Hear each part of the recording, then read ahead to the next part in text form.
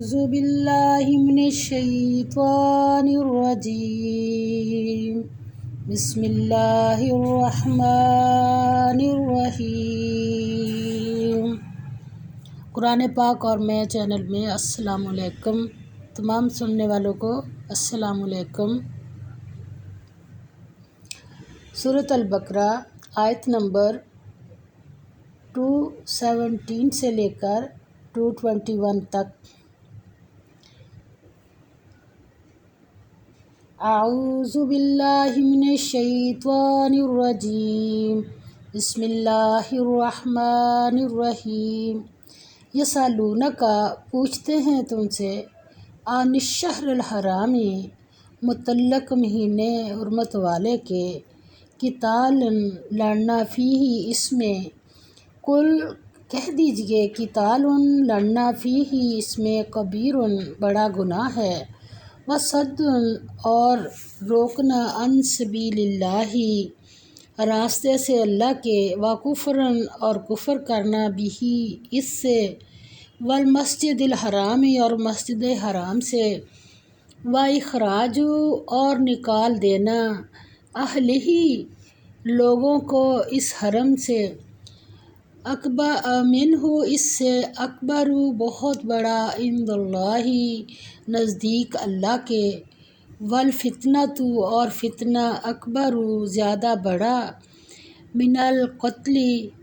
قتل خون ریزی سے، ولا یزالون اور وہ ہمیشہ رہیں گے، یقاتلونکم لڑتے تم سے، حتیٰ یہاں تک کہ یردوکم پھیر دے تم کو، عن دینکم دین سے تمہارے، ان اگر استطاعوا وہ کر سکیں، ومن اور جو یرتدد پھرے گا، منکم تم میں سے، عن دینہ اپنے دین سے، فیمت پھر مر جائے، وہو اور وہ کافر ہو، فاولئک تو یہی لوگ ہیں، حبطت برباد ہو گئے، اعمالہم اعمال ان کے، کہاں، فی الدنیا دنیا میں، والآخرۃ اور آخرت میں، واولئک اور یہی لوگ، اصحاب النار رہنے والے ہیں دوزخ کے، کتنے دن، ہم فیہا وہ اس میں، خالدون ہمیشہ رہیں گے۔ تو اللہ تعالیٰ نے یہ سوال کیا صحابہ کرام نے کہ اے محمد صلی اللہ علیہ وسلم، اللہ تعالیٰ فرماتے ہیں اے محمد صلی اللہ علیہ وسلم، لوگ تم سے عزت والے مہینوں میں لڑائی کرنے کے بارے میں دریافت کرتے ہیں، کہہ دو کہ اس میں لڑنا بڑا گناہ ہے، اور اللہ کی راہ سے روکنا اور اس سے کفر کرنا، اور مسجد حرام یعنی خانہ کعبہ میں جانے سے بند کرنا، اور اہل مسجد کو اس میں سے نکال دینا، یہ جو یہ کفار کرتے ہیں اللہ کے نزدیک اس سے بھی زیادہ گناہ ہے، اور فتنہ انگیزی خون ریزی سے بھی بڑھ کر ہے، اور یہ لوگ ہمیشہ تم سے لڑتے رہیں گے، یہاں تک کہ اگر مقدور رکھیں تو تم کو تمہارے دین سے پھیر دیں، اور پھر اللہ تعالیٰ نے اس کا بھی بتا دیا، اور جو کہ تم میں سے اپنے دین سے پھر کر کافر ہو جائے گا اور کافر ہی مرے گا، تو ایسے لوگوں کے اعمال دنیا اور آخرت دونوں میں برباد ہو جائیں گے، اور یہی لوگ دوزخ میں جانے والے ہیں، جس میں کتنے دن رہیں گے، ہمیشہ رہیں گے۔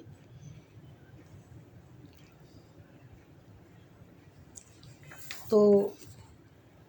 فتنہ ارتداد کیا ہے؟ کفار اس وقت تک لڑائی جاری رکھیں گے جب تک وہ مسلمانوں کو اپنے دین سے نہ پھیر دیں، یعنی جو شخص دین اسلام پر ایمان لایا اور پھر اس سے مرتد ہوا اور اسی حالت میں مرا، اس کے دنیا اور آخرت کے جملہ اعمال اکارت گئے اور وہ دوست کیا۔ اسی طرح سے اگر کوئی مسلمان ہوتا ہے تو اس کے پچھلے تمام گناہ معاف ہو جاتے ہیں، اور اگر کوئی مسلمانی سے دوبارہ مرتد ہوتا ہے تو پھر اس کے جتنے نیک کام ہیں سارے برباد ہو جاتے ہیں۔ ارتداد کا مطلب یہ ہوا کہ آپ اللہ کی تعلیمات و احکام کی پیروی سے انکار کر دیں اور قانون خداوندی سے باغی ہو کر غیر طاقتوں کے غلام بن جائیں اور ان کے اعلیٰ کار کے طور پر کام کریں۔ کسی ملک میں جہاں اللہ کی بجائے کسی انسانی حکومت کا غلام بنایا جائے وہ ارتداد کی صورت ہے۔ اسلام کی کسوٹی تین چیزیں ہیں۔ پہلی ایمان یا خدا پرستی، یہ جڑ اور روح ہے۔ اعمال صالحہ یہ ایمان کا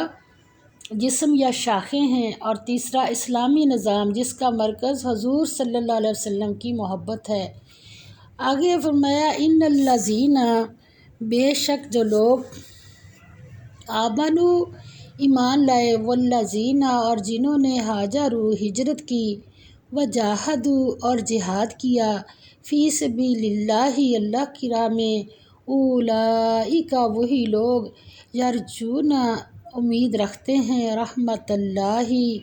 اللہ کی رحمت کی، واللہ اور اللہ غفور الرحیم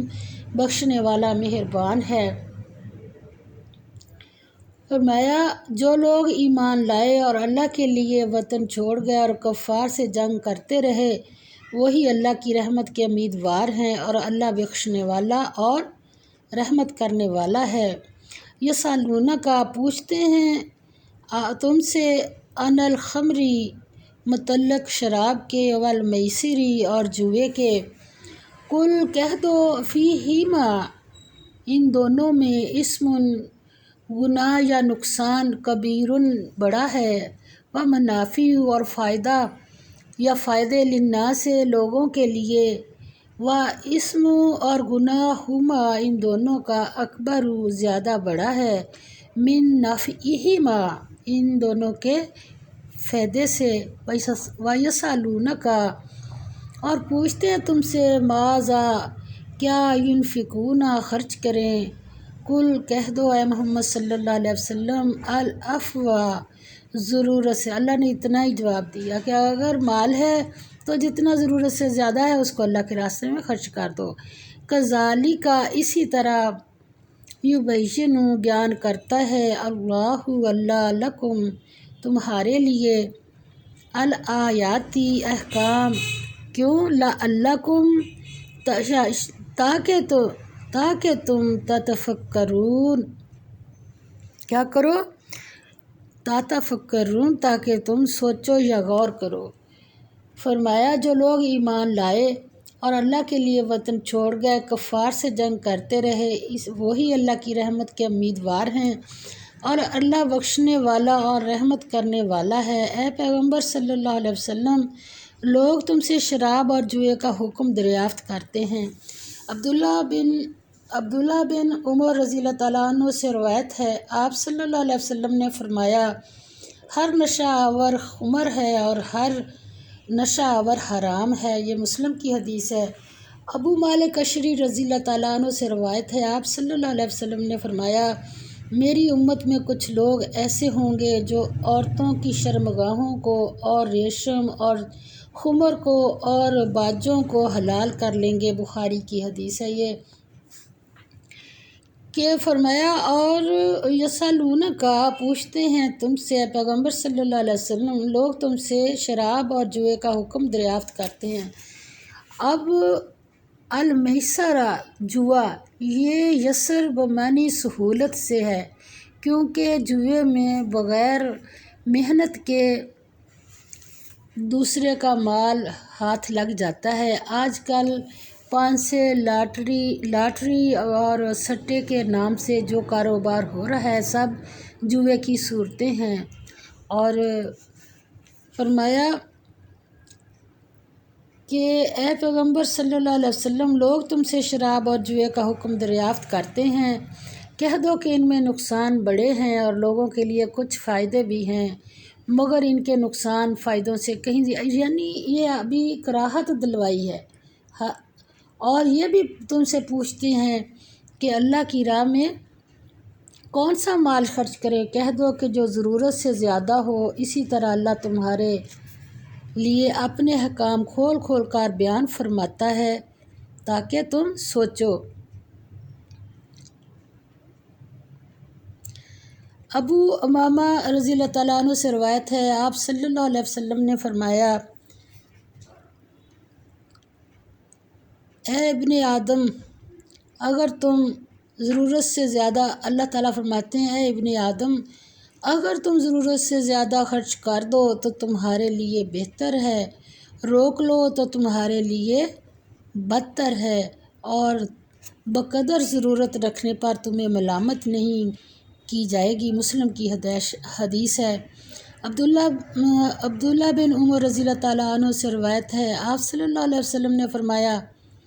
نماز غیر پاکی کے اور صدقہ خیانت کے مال سے قبول نہیں ہوتا۔ مسلم کی حدیث ہے۔ آگے فرمایا کیا ہے؟ تاکہ تم سوچو، یعنی فی دنیا والآخراتی، اور آخرت میں، ویسألونک، اور پوچھتے ہیں، عن الیتامی، متعلق یتیموں کے، قل کہہ دو، اصلاح لہم، ان کے لیے، خیر، اچھا کام ہے، وَإِنْ، اور اگر تخالطوہم، اور اگر ملا لو اس کو، فإخوانکم، پس بھائی ہیں تمہارے، واللہ، اور اللہ، یعلم، جانتا ہے، کس کو؟ المفسد، خرابی کرنے والا، من المصلح، اصلاح کرنے والے سے، ولو، اور اگرچہ، شاء اللہ، چاہتا اللہ، لعنتکم، البتہ تکلیف میں ڈالتا تمہیں، ان اللہ، بے شک اللہ، عزیز، غالب، حکیم، حکمت والا ہے۔ فرمایا یعنی دنیا اور آخرت کی باتوں میں غور کرو، اور تم سے یتیموں کے بارے میں دریافت کرتے ہیں، کہہ دو کہ ان کی حالت کی اصلاح بہت اچھا کام ہے، اور اگر تم ان سے مل جل کر رہنا، یعنی خرچ اکٹھا رکھنا چاہو تو تمہارے بھائی ہیں، اور اللہ خوب جانتا ہے کہ خرابی کرنے والا کون ہے اور اصلاح کرنے والا کون ہے، اور اگر اللہ چاہتا تو تم کو تکلیف میں ڈال دیتا، بے شک اللہ غالب اور حکمت والا ہے۔ اور آگے فرمایا، ولا، اور نہ، تنکحوا، نکاح کرو، المشرکات، مشرک عورتوں سے، حتیٰ، یہاں تک کہ، یؤمننا، وہ ایمان لائیں، اور البتہ، امتن، لونڈی، ولا امتن، اور البتہ لونڈی، مومنتن، مومنہ، خیر، بہتر ہے، من مشرکات، مشرک عورت سے، ولو، اور اگرچہ، اعجبتکم، وہ بھلی لگے تمہیں، ولا، اور نہ، تنکحوا، نکاح کرو، مومن عورتوں کا، المشرکین، مشرک مردوں سے، حتیٰ، یہاں تک کہ، یؤمنوا، وہ ایمان لائیں، ولا، اور البتہ، عبد، غلام، مؤمن، مومن، خیر، بہتر ہے، من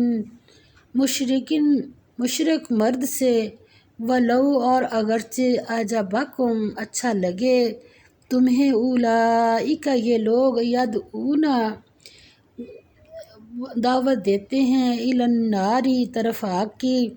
واللہ، اور اللہ، یدعو، بلاتا ہے، الی، طرف، الجنت، جنت کے، اور کس طرف، والمغفرت، اور بخشش کے، بإذنہ، ساتھ حکم اپنے کے، ویبین، اور بیان کرتا ہے، آیاتہ، آیات یا حکم اپنے، للناس، لوگوں کے لیے، حکم اپنے، آیاتہ، حکم اپنے، للناس، لوگوں کے لیے، لعلہم، تاکہ، یتذکرون، وہ نصیحت پکڑیں۔ تو فرمایا، اور مومنوں، مشرک عورتوں سے جب تک کہ ایمان نہ لائیں، نکاح نہ کرنا، کیونکہ مشرک عورت خواہ تم کو کیسی ہی بھلی لگے، اس سے مومن لونڈی بہتر ہے۔ اور اسی طرح مشرک مرد جب تک ایمان نہ لائیں مومن عورتوں کو ان کی زوجیت میں نہ دینا، کیونکہ مشرک مرد سے خواہ وہ تم کو کیسا ہی بھلا لگے مومن غلام بہتر ہے۔ یہ مشرک لوگ کیوں اللہ تعالیٰ نے منع کیا؟ مشرک لوگوں کو دوزخ کی طرف بلاتے ہیں اور اللہ اپنی مہربانی سے بہشت اور بخشش کی طرف بلاتا ہے اور اپنے حکم لوگوں سے کھول کھول کر بیان کرتا ہے تاکہ نصیحت حاصل کریں۔ اور جنگ کے بعد یتیموں کی طرح عورتوں کے متعلق بھی کئی سوال پیدا ہوئے، لہٰذا اس معاشرتی پہلو پر بھی احکام بیان کر دیے گئے۔ مشرک مرد اور عورت سے مومن مرد اور عورت کا نکاح جائز نہیں۔ یہ اس وجہ سے کہ جو لوگ تمہارے دین کی وجہ سے تمہارے دشمن ہو گئے ہیں اور تمہیں رائے حق سے برگزشتہ کرنا چاہتے ہیں، ان کے ہمراہ تمہارا ازدواجی رشتہ کبھی فلاح اور سعادت کا ذریعہ نہیں بن سکتا۔ اللہ تعالی ہمیں صحیح پڑھ کر صحیح عمل کی توفیق عطا فرمائے۔ وآخر دعوانا الحمد للہ رب العالمین، آمین یا رب العالمین۔